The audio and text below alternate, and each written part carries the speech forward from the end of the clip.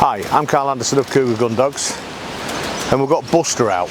Buster is 15-month-old and he is full of energy, and from the minute you go to his kennel to the minute you put him back, it's just an explosiveness of energy, of drive. So we've got Buster in for a short while to kind of just control him, just calm him down. So there's a few problems with him, so we need to identify the problem and go backwards. We know his heel work is a bit challenging. We know you can walk him off the lead to a certain degree and then he runs off and he finds another dog, if he sees another dog or a person, and he just bolts off, and then he plays around zoomies till we can get him back. Everything's more interesting than we are. So if we're exaggerating, if we've got 10 problems, and they're not all bad problems, that's the thing. A lot of them he's very, very good at, but it kind of goes wrong with excitement. So we've got to strip him back a little bit and identify where the problem starts. And that's going right the way back to when we get to his kennel. When we get to his kennel, he's jumping up like Tigger. 6 foot in the air, he's up there. Going, and calm him down. Now, the minute we go in his kennel, we put the lead on and we take him out, we're on a losing battle. So what we've got to do is we're not going to do anything till we've calmed him down in the kennel. So we kind of just got to stand there, be very, very calm, and then eventually he calms down.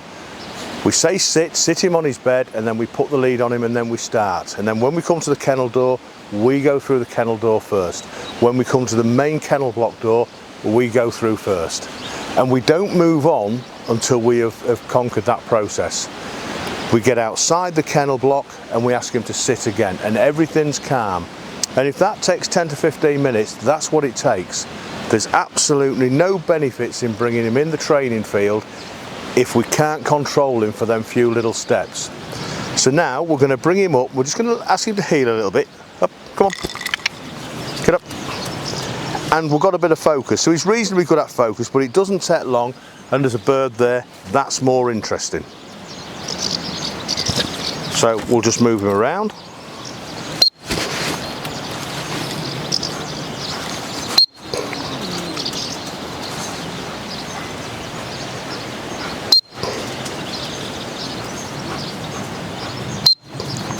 So we can put the sit whistle on him and he responds to us for a short period of time. Now when he goes that way, I'm just going to move to the left and I'm going to get that focus back. Without focus, we can't move on in the training. We have to have focus. If we haven't got focus at all, everything, he's just going to pull over there, he's going to do exactly what he wants to do. Everything's more interesting. And at this stage, with this particular dog, and they all train different, all I've got to do is move and he gets his contact back on me. So we've got a bit of focus, we're going to say heel, and off we go. And we're going to watch him. Really slack lead, and he's doing well. He's got a bit excited.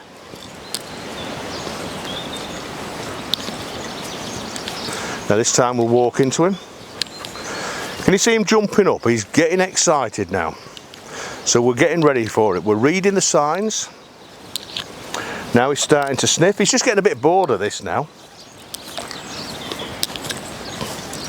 We've got our whistle ready.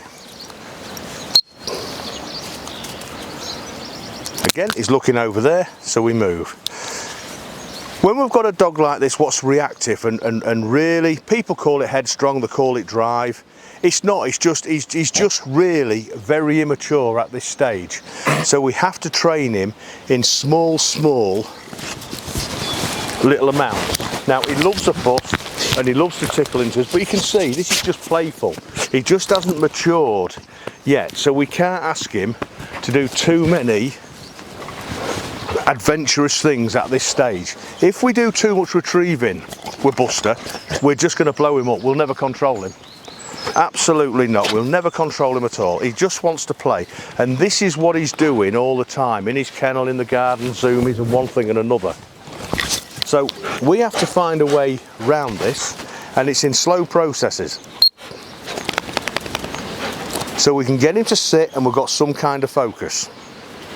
So let's try again. Heel.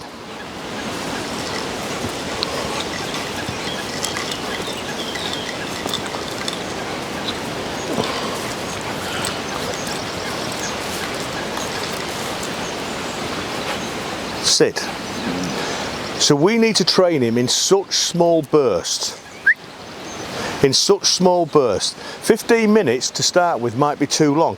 It might be 10 minutes, but rather than 2 hours a day, we'll try and get it down to 1.5 hours a day. Depends how busy we are. We have lots of dogs to take out. But it's not just me going to train him.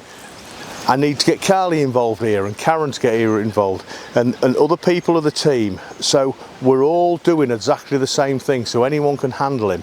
What we have worked out is really fast, is the minute we come down to his level and we give him lots of fuss in training, look what happens. It goes wrong, he goes into play mode. He just wants to play and please and roll around and do zoomies. So we know in his training, we're going to have it in really, really short bursts to start with and build up to 15 and 20 minutes.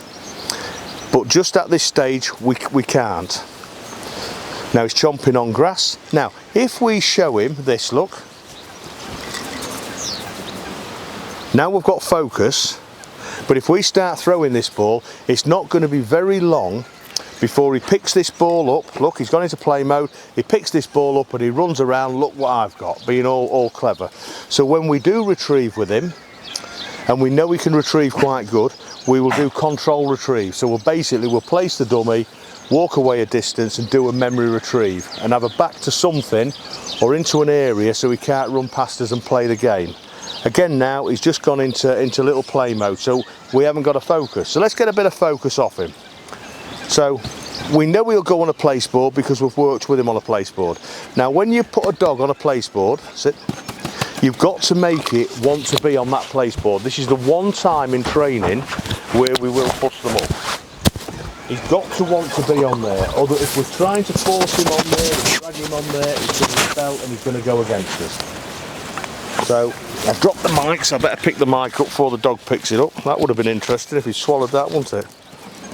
So now we're going to move around this board carefully.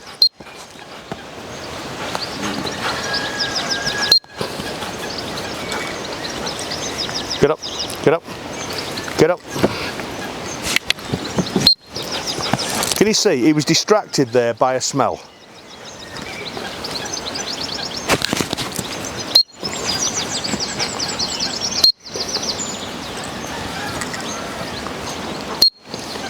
And all I'm trying to do at this stage in his training is get a few minutes out of him at a time. Heel. We're going to take him back to heel. See, now his nose is going down. He's bored with this.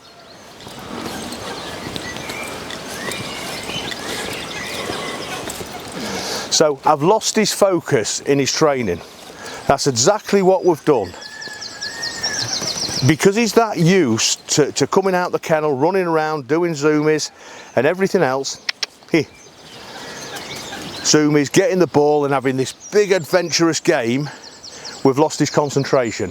So by reading him, it's telling me it's time for him to go back now, let him have a little walk round to heel, let him have his toilet, go back and bring him out at the next available slot, which is about 1.5 hours, and bring him out. I might actually get Carly to bring him out within the hour and just do a little bit more heel work and a little bit more focus work, just so we can keep with him. And now this time, in a week's time, we'll have a little bit more out of him and so forth, and we'll understand him and learn him and know how to take him on the journey he's going on, because he is going to be a peg dog.